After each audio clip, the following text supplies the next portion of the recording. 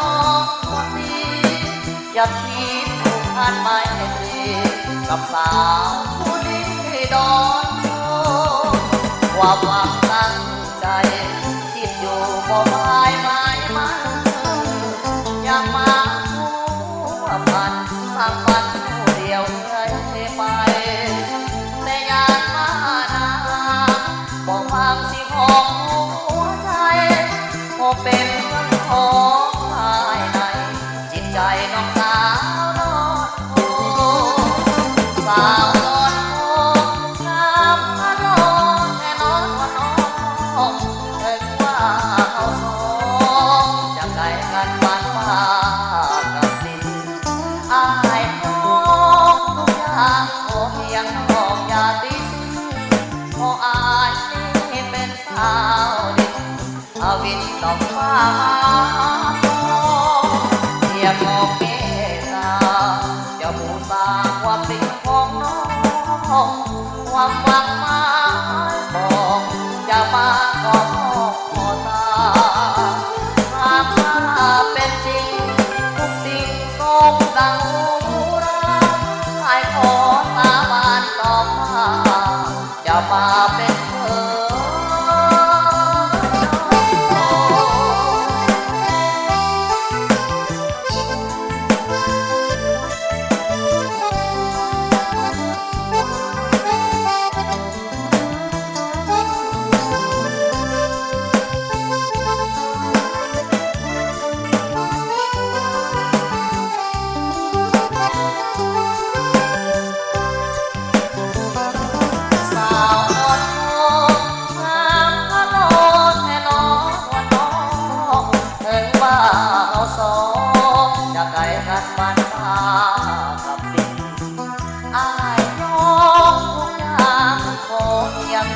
อย่าติด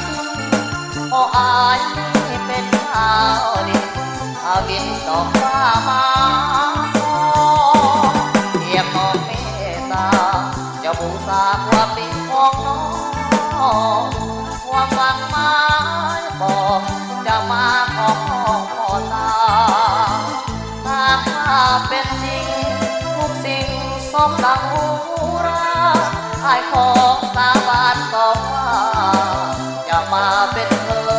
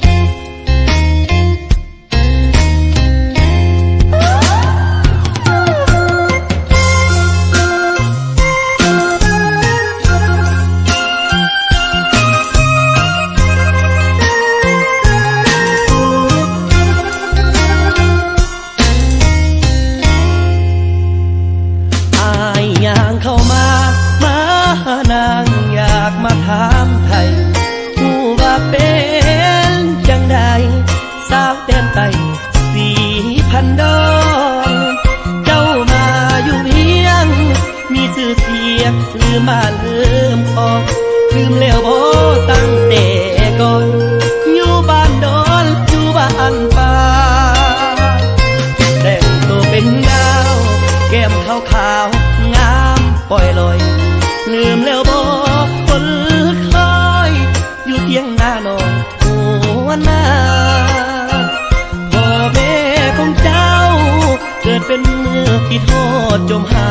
อายนี่ขอวิงวอนแก้วตากลับคืนบ้านคืนต้องใจฟังสำเนียงเสียงว่าจะน้องก้าวขาเป็นสำเนียงเลียงจันก่อนนั้นเคยเล่าควยล้ำควยหลอกลืมป้าลืมลุงลืมทิมเก่าของเจ้าเคยนอนลืมหดปอยปาพรต้มปลาวาใส่ไข่มดแดงผู้เฒ่าเฝ้าเฮือนเพิ่นคงทางเจ้าอยู่ญาติพี่น้องคู่คอยหาเจ้าอยู่ทุกเสาร์แลน้อง คิดเห็นบ้านเฮาสันบ่คำเพลงเมื่อกินปนเองแห้งกินเก่งหน่อไม้ใส่จุกจี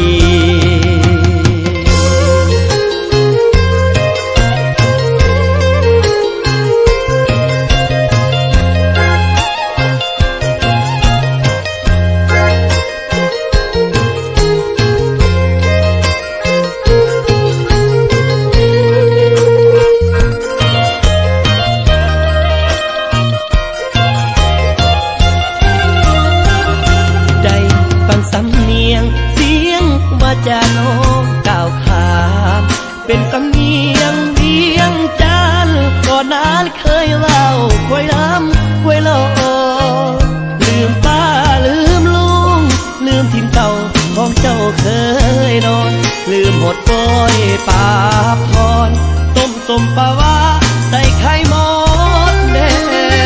งผู้เฒ่าเฝ้าเฮือนเพิ่นคงทางเจ้าอยู่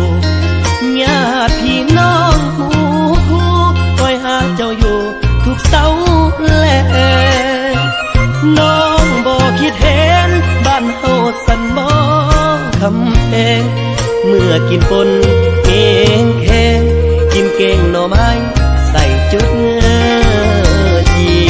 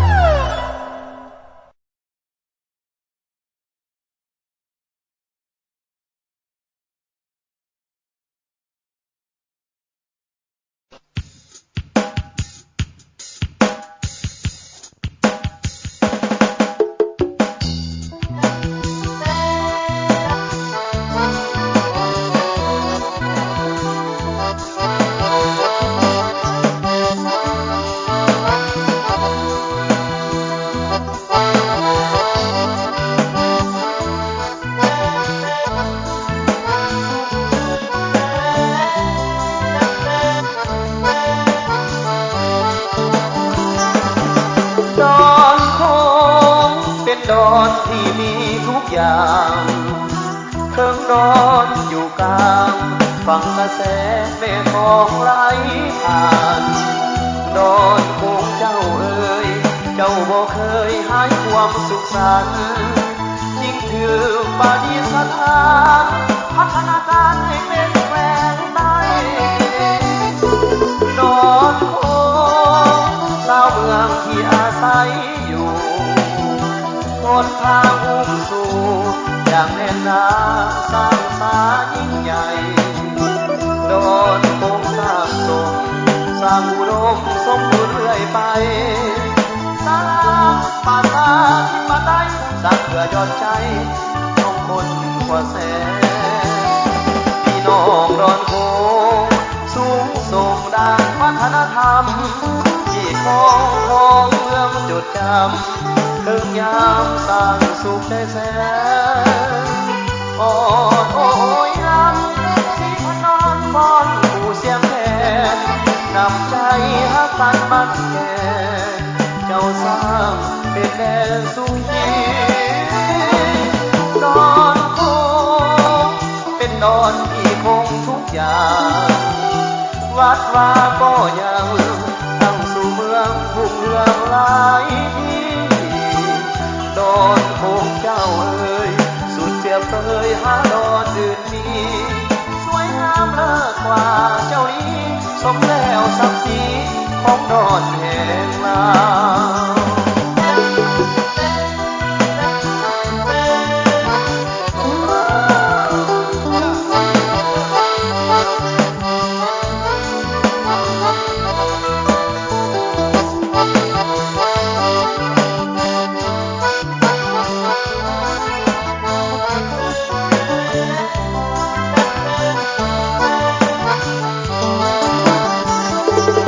น้องโดนโคสูงส่งด้านวัฒนธรรมที่ของเมืองจดจำเครื่องยามสร้างสุขใจแสนอ่อนโอยล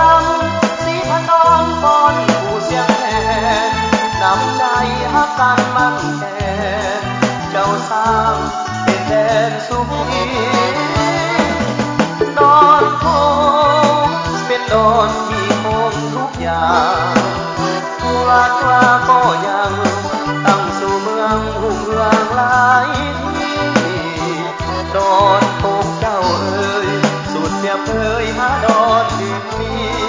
สวยงามเลิศกว่าเจ้านี้สมแล้วศักดิ์ศรีของดอนแห่งลา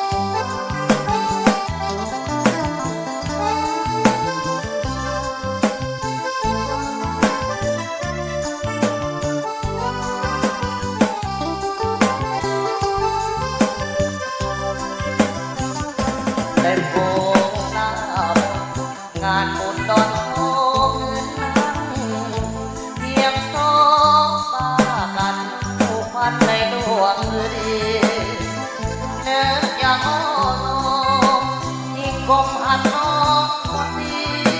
อย่าคิดผูกพันไม่ดีกับสาวผู้นี้ดอนโชความหวังตั้งใจคิดอยู่บ่หมายมันยังมาหัวพันทางฝันเดียวเคยไปแต่ยานมานาบอกความสิของหัวใจพอเป็นเรื่องของภายในจิตใจน้องสาวนอนโอสาวนอนโองามมานอนแน่นอนว่าน้องเอ่ยว่าเขาสองจะไกลกันบ้านฟ้ากับดินอายน้องทุกอย่างขอเพียงน้องอย่าติดเพราะอายนี่เป็นสาวเด็กอาวินดอกฟ้าเทียบมองเมตตาจะบูชาความดีของน้องความหวังหมายบอกจะมาขอขอตาหากว่าเป็นจริงทุกสิ่งสมดังหูรา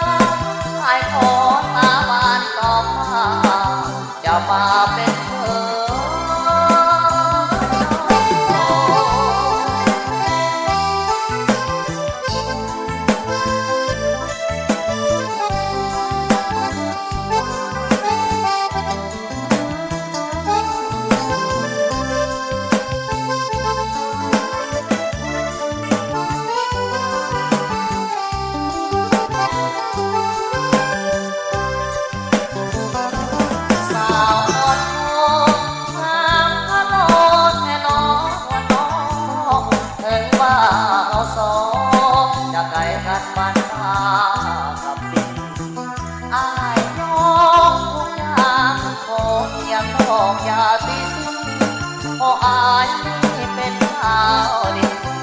บินดอกฟ้ามา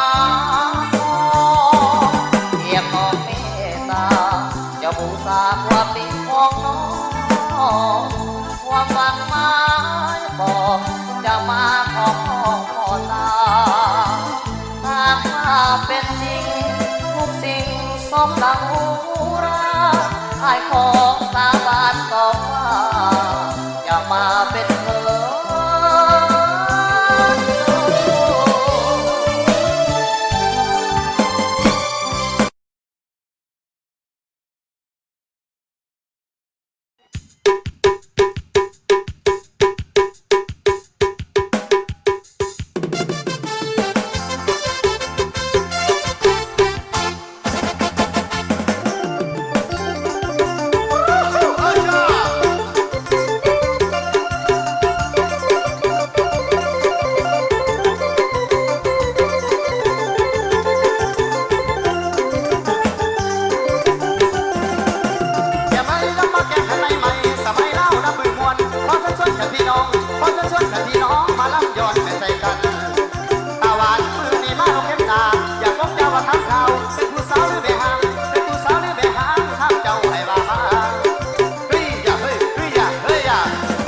ฟังซอยพี่น้องฟังซอยซอยพี่น้องฟังซอยตอนยังน้อยหน้ากับขาวหูกับขาวใจเป็นสาวบัดหน้าขาวหูแหล่บัดใจแท้ๆแหล่ทั้งหู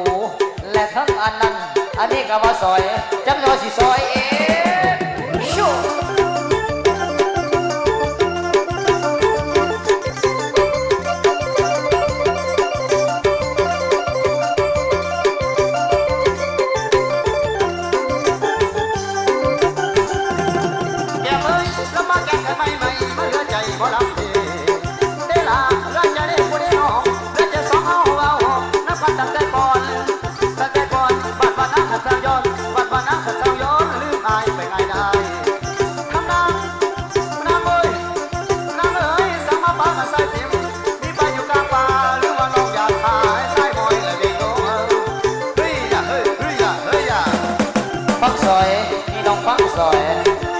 ซอยพี่น้องฟังซอย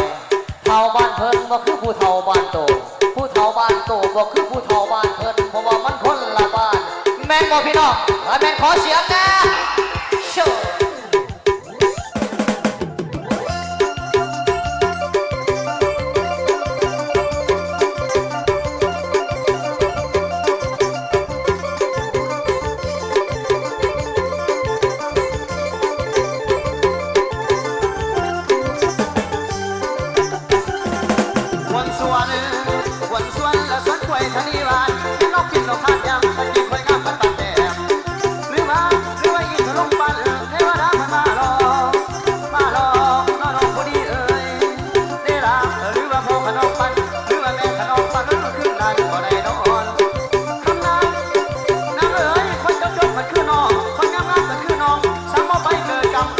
พันมาได้อยู่ได้ดอกผู้ดีเอ่ยได้ลาสั่งมาเกิดกันลำร้อนสั่งมานอนกันลำดีสั่งมาเกิดกันเดียวพี่ตาอายสองบ่เห็นเฮ้ยอย่าเฮ้ยเฮ้ยอย่าเฮ้ยอย่าไปซอยพี่น้องฟังซอยฟังซอยพี่น้องฟังซอยแม่ห้างซ้ำน้อยอยากได้หัวซ้ำสองบัดเงินคาดอกบ่อยากได้พ่อกีบอยากได้แต่รุ่นขีบกับกระแลมสองก่อนอันนี้ก็ว่าซอยจักหน่อยสิซอยเองชั่ว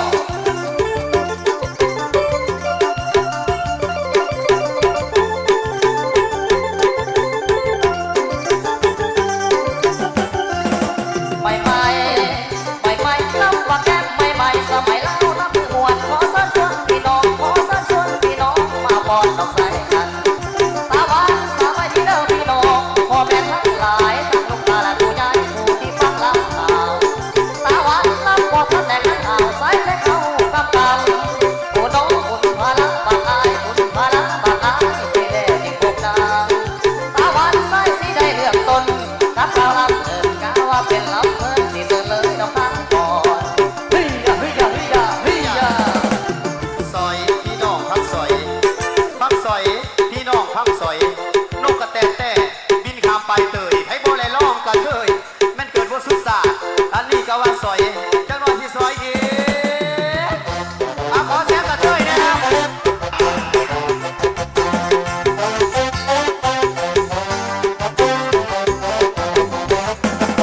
ผู้น้องใหญ่แม่ไทยสิได้เป็นแฟนสุขสดแสนหัวใจที่ระทมอายกับน้องก็มีวันลืมลงคิดถึงอาน้องใกล้วันจากอายน้องคนดีหัวใจน้องบอกพี่มาโอ้กันนาทีทั้งน้องทุกวินาทีเพราะอย่ารังเกียจมาเพราะลำบ้านนาเป็นบุญวาสนาแต่พบคนตาเกินเกินนางเอ้ยขันพลังได้อายป่าว่าลำที่ห่างป่าห่างสุขอยู่ในเลี้ยงวังทางพาน้ำภูเขาบ่มีใดดอกเปลี่ยนใจเฮ้ยยาเฮ้ยยาเฮ้ยยาเฮ้ยยาซอยพี่น้องพักซอยพักซอยพี่น้องพักซอยนกคิบน้อยบินข้ามไปท่านไอ้บ่าวสายสัมพันธ์หัวใจยังว่างอันนี้ก็ว่าซอยซอยแล้วสิซอยอีก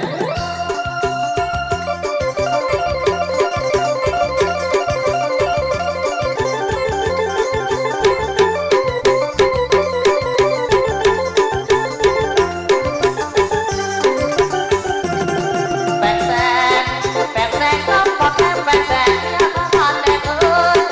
น้องเอ้ยทางแดงมาที่มองมีสิ่งที่มาแต่ง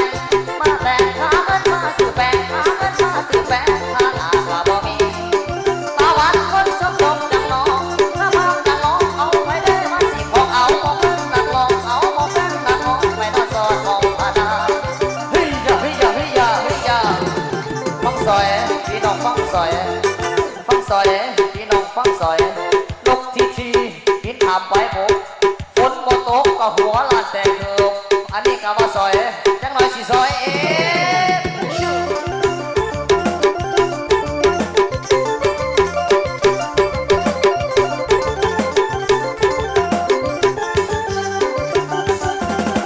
ตาหวานขอรับสิ่งมาหอนนี่สิ่งขอไก่ดอกเงินสั่งสุขสมหวังกับทุกท่านวันอาเปิดโมงวันแก้มเปิดมือสู้เงินเจ้างามแน่นอนอาว่าน้องจะรออายจะไปหอกคอมาสู่ขอแต่งงานชั่วขอเสียง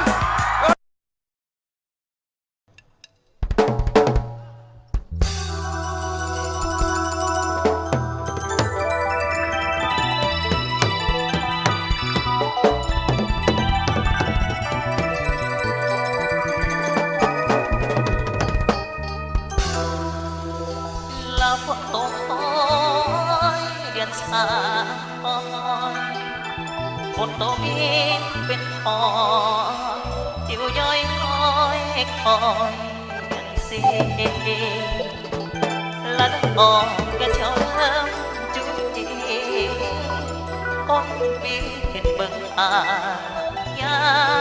เดือนหากังอามลักเห็นสาวผู้เดินที่เคยดอกจิกเจียวเค ยเดินพวงทางเดียวมากะเจียวแต่เขาได้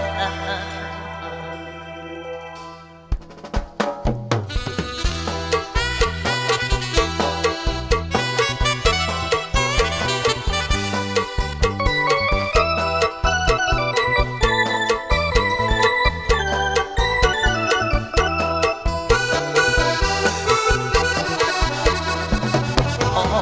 ตกลงมาหอยหอยเก็บสามหอยหอยทำออกโอ้คิดหอยผู้สาวเคยควงไปหัวห่วงตั้งแต่ไม่มี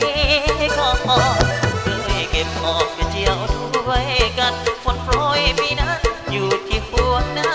ดอกดอกกระเจียวเขียวแดงอ่อนสอนเอาดอกอ่อนมาลวกกินกับหมดเอาดอกอ่อนมาลวกกินกับที่ไปหมดเป็นแมงกีโนอยู่ใส่ตาดอกอุ่นที่ไปหมดเป็นแมงกีโนอยู่ใส่ตาดอกอุ่นหรือเป็นโคตรมีบุญสุโยมีสุขรวยย้ำฝนรวยบ่ยอมไว้มาเก็บหัวหน้าปอดที่ห้องเพลงหยอกดอกกระเจียวบ่เกี่ยวหาโจสีแดงสีขาวว่าหาโจยิ่งยอย้ำฝนเจ้ากระเจียวสุโยไม่หยอกหลอนเด่นดังแต่ไม่น่าเคียงเลยเดียวโอ้ไม่ดอกกระเจียวคนเดียวขึ้นมาเอา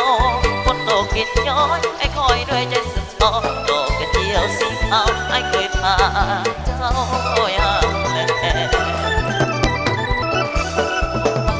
ถ้าแบ่งตัวแบ่งสมผมเลยบอกผมมาสองไปถ้าแบ่งตัวแบ่งสมผมเลยบอกผมมาสองเอาทั้งท้องไปลุกไปแล้วแล้วลืมสู่เขาลังเอาใจตั้งกินต่อรอบไอย้ำเรื่องไก่ให้ได้ที่เคยบอกซ้อมมาโจบ่เห็นเขาจากน้อยคิดเขาบอกการนอนตอนเย้าใหญ่ก่อ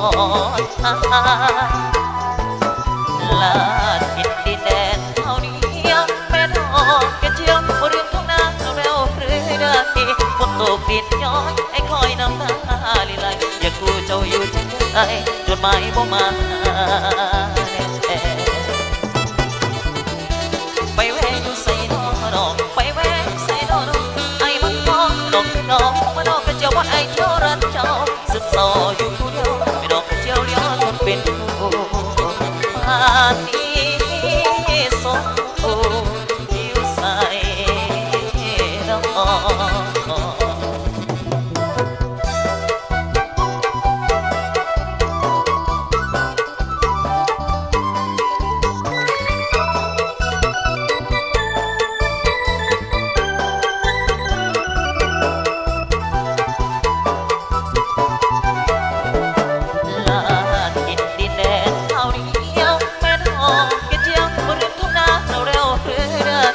ฝนตกดินย้อยไอ้คอยน้ำตาลิไหลอยากกูเจ้าอยู่จังไงจดหมายบ่มาไปแวะอยู่ใส่นอดอกไปแวะใส่นอดอกไอ้บักทองดอกกองว่าดอกกระเจียววันไอ้เจ้ารักเจ้าสึกซออยู่ผู้เดียวไปดอกกระเจียวเลี้ยวคนเป็นผู้ป่านนี้สองอยู่ใส่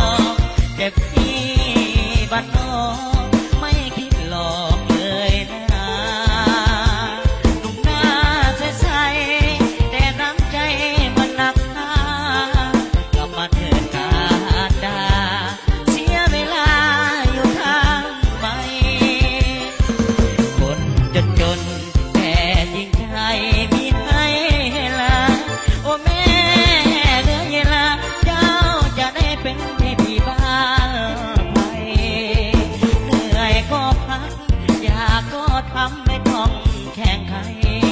อยู่อย่างสบายใจเจ้ากับเมื่อไรจะไปขอแต่ง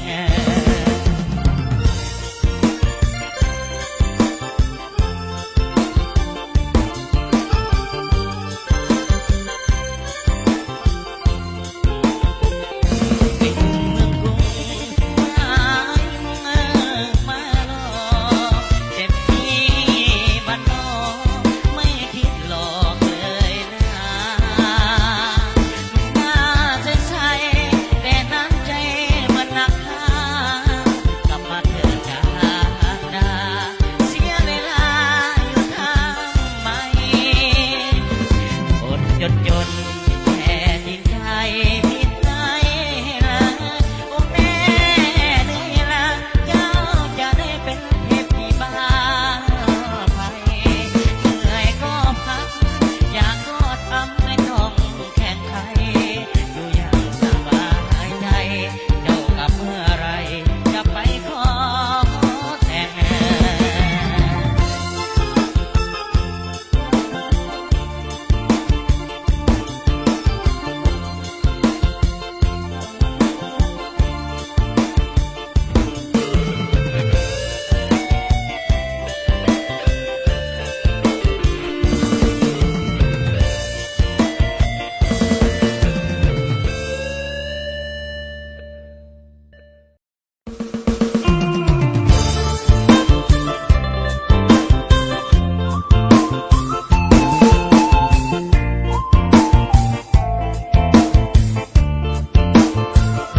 เจ้าไปอยู่ใส่โมหายังได้บอกเคยติดตั้งแต่โรงงานปิดเจ้าก็หายจอยกันขาดคุณเงาทำให้คนบ้าตกงานกับมือตั้งหลังอยู่บ้านหรือได้งานไม่แล้วบอกหาอายพวกอายเงาบอกว่าสองเรายังลองเด่นนั่งที่ร้านเซเว่นเดินเข้าซอยเป็นเพื่อนแทนเก็บสิ่งที่หวังโอ้อกสู่กันฟังสองเอาตกยากตกใจบ่เจ้าผู้สาวอายจริงเหี่ยวจังเจ้าได้เลิกจังแต่อายยังบอกเลิกใจอดีตสาวโรงงานแทนอายอยากขอบใจจนลืมความหวังเราชีได้ก็อย่าให้เสียแรงใจอีกครั้งรีบกลับมาเดินเคียงข้างช่วยกันสร้างความฝันเอาแรงหายยังพอพาเจ้าเข้าต่อให้ถึงบังถึงบ่มีนายจะอายสิหาสร้างงานรอคิดทอดผู้สาวถ้าฟังข่าวเปิดเพลงสู่ต่อโรงงานสักบันเปิดรอแต่ยังติดต่อผู้ร่วมงานบ่ได้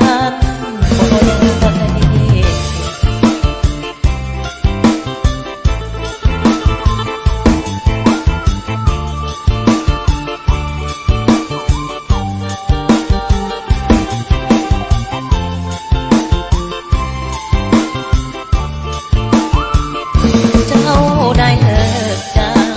แต่อายยังบอกเลิกใจอดีตสาวโรงงานแพทย์อายอย่าทอดใจจนลืมความหวังเราเสียได้ทางก็อย่าให้เสียแรงใจอีกครั้งรีบตามมาเดินเคียงข้างช่วยกันสร้างความฝันต่อแรงหายยังพอพาเจ้าเข้าต่อให้ถึงฟังถึงบ่มีนายจะอายสิหาเงินสร้างงานรอคิดทอดผู้สาวถ้าฟังข่าวเปิดเพลงสู่ต่อโรงงานสร้างฝันเปิดรอแต่ยังติดต่อผู้ร่วมงานบ่ได้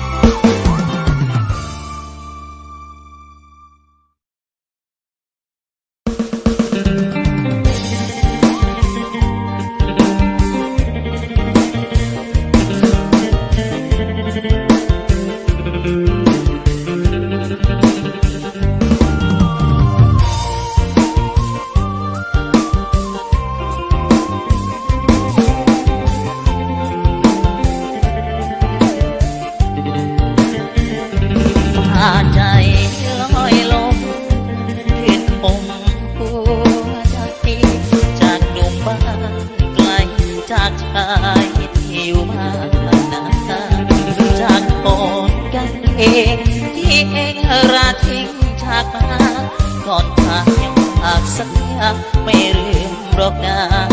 ว่าไม่ลืมฝากใจลอยลอยจุกมองหัวเกจะนานแค่ไหนหัวใจยังรักให้ตากลัวว่าเจ้าจะเอาหัวใจออกทางเพียงรักที่ลงทางทางหน้า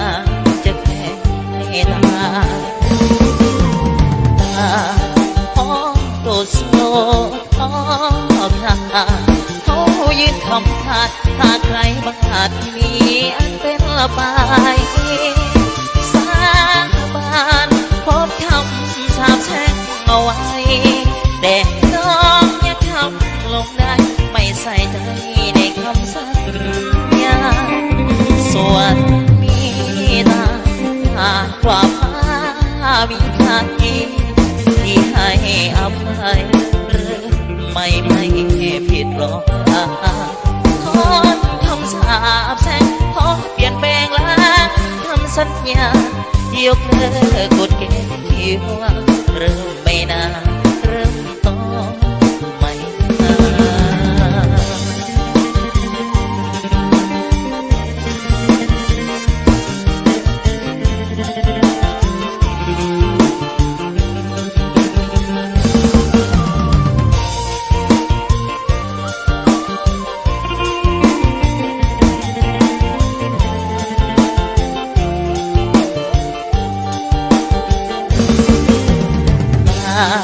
ห้องโดดโซ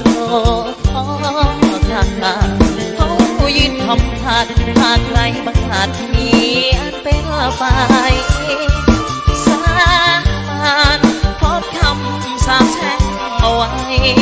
แต่น้องยังทำลงได้ไม่ใส่ใจในคำสัญญาส่วนมีตาหากว่าฟ้าวิจารณ์ที่ให้อภัยหรือไม่ผิดหรอกนะขอคำสาปแช่งขอเปลี่ยนแปลงล้างคำสัญญายกเลิกกฎเกณฑ์ที่ว่าเริ่มไม่นานเริ่มต้นไม่นาน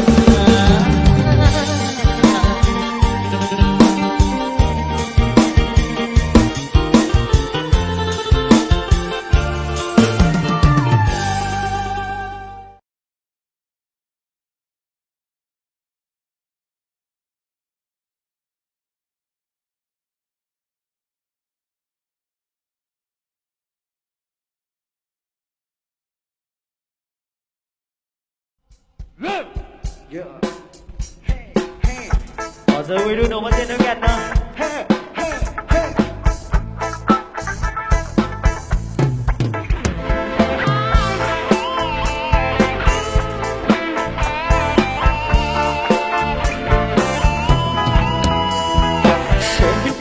ใจมันเช้าอยากจะมีแฟนเป็นของเราอยู่อย่างคนที่มันเหงา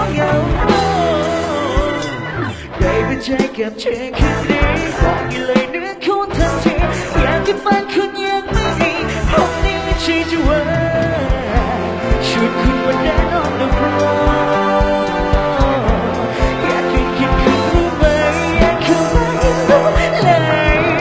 บอกได้ไหมว่าใจคุณยังโสดคนนี้ผมยืนควงแค่หน่อยคุณโอเคไหมถึงลงจะไปฟื้นฟ้ากันหน่อยให้คุณได้เป็นแฟนอยู่ที่พบว่าคนที่มีคู่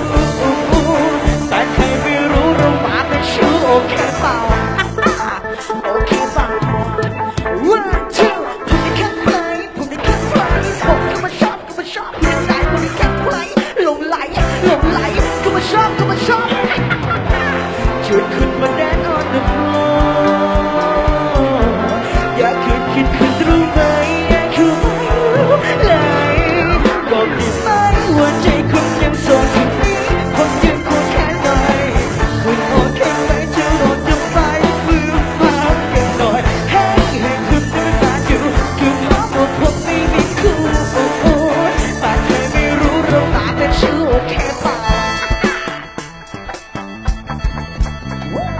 โอ้ยละน้อง